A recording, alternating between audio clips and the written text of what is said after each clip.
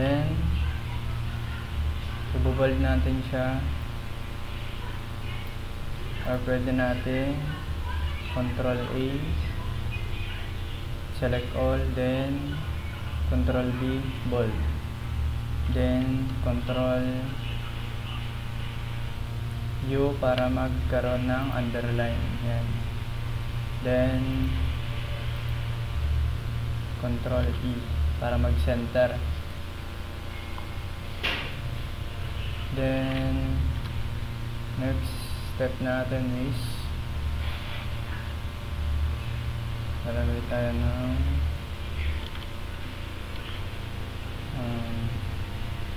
introduction natin.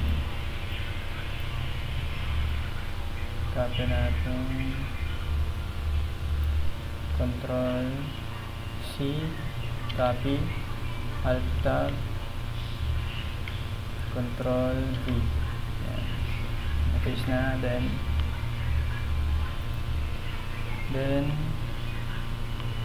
dito papalitan natin, select all lang natin, select all, Control A, select all, then palitan natin. Punta tayo dito sa taas, makikita natin dito may calibri, pero gusto ko Times New Roman.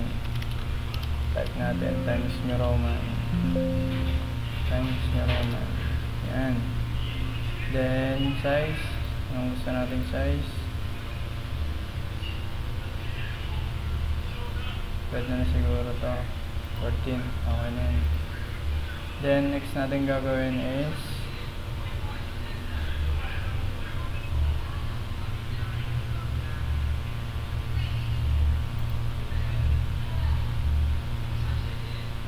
kung gusto nyo, punta natin sa side is Control, kapag pupunta natin sa left, Control L.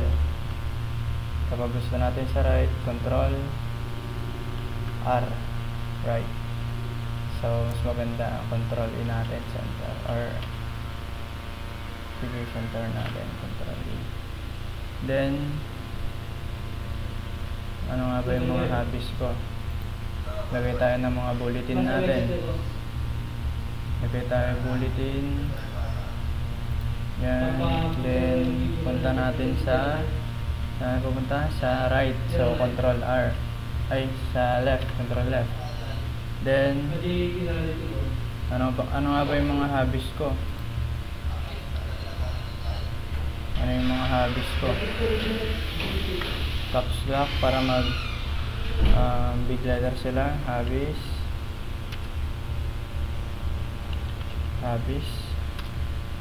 Then bulletin sa taas dito, bulletin. Pwede naman natin palitan kung gusto natin ng square, ganito, check, ganito, pwede naman. So bulletin, gusto kong bulletin So mga hobbies ko, scroll, then enter. Magkukusa ng magkakaroon ng next bulletin kapag in-enter nyo yan. Sharing, singing, then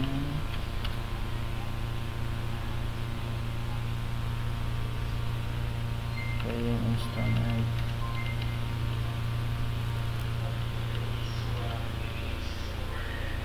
So ayan. Then next natin gagawin is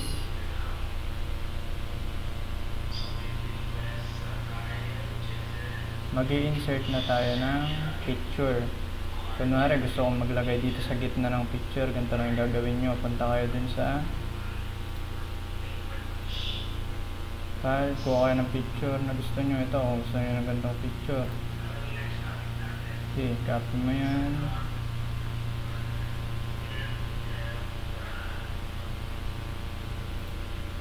Control C, then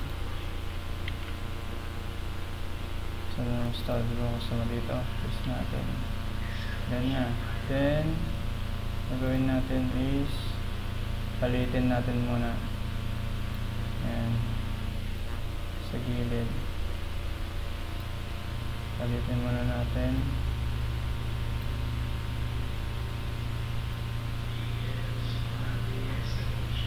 Yan, okay na yan. Then, i-wrap na natin.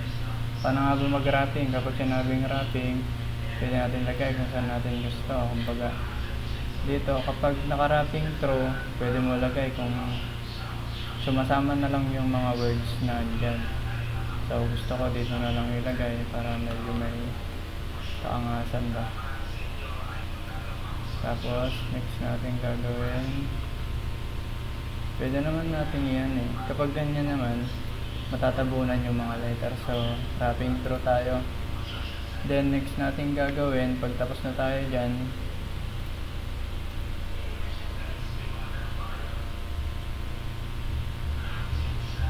papakita ko naman sa inyo yung mga iba't ibang mga uri ng shortcut sa keyboard dito sa Docs.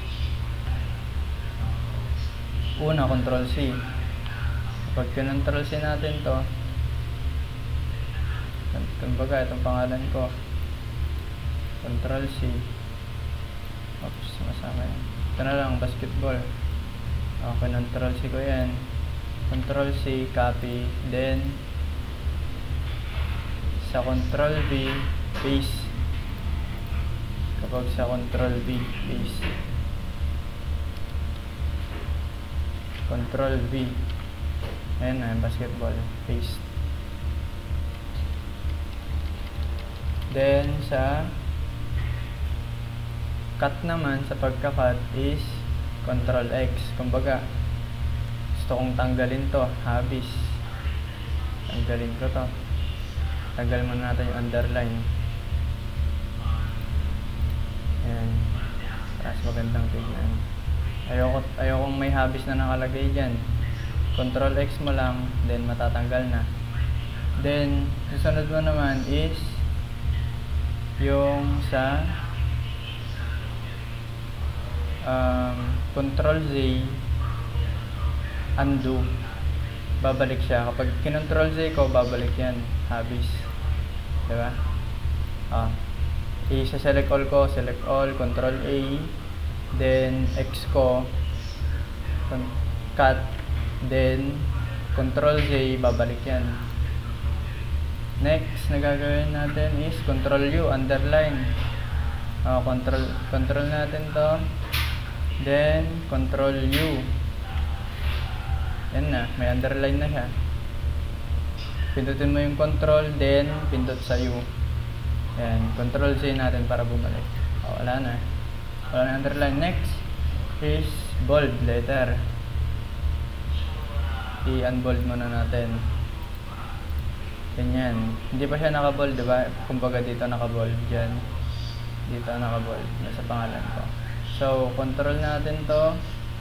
Then, Control B.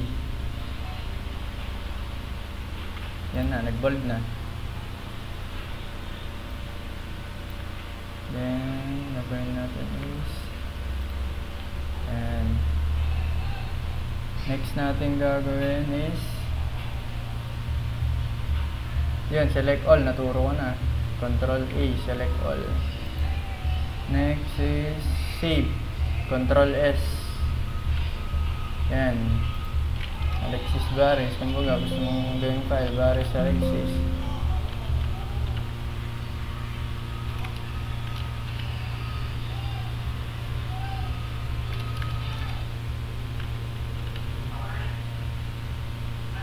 I-save mo na lang. Hindi ka na pupunta dito para mag-save. Yan, hindi ka na pupunta dyan.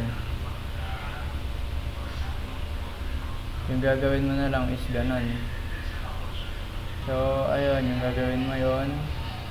Hindi ka na pupunta doon sa file para mag-save. Mag-control S ka lang. Boom, lalabas na. Next natin na gagawin is N. Control new. Ay, Control N para mag-new. Yan na. Bago na.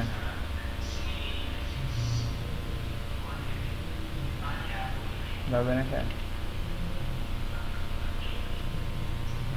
New docs. Control N, new docs. Yan. Then,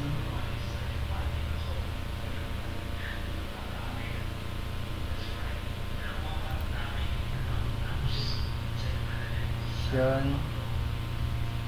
Ano pa ba? Control E yun, naturo ko na din, center. Yan, kung gusto ko ma-center yan, Control E lang. Yan na, center na. Control L, left, Control R, right. Yan lang naman. Try right.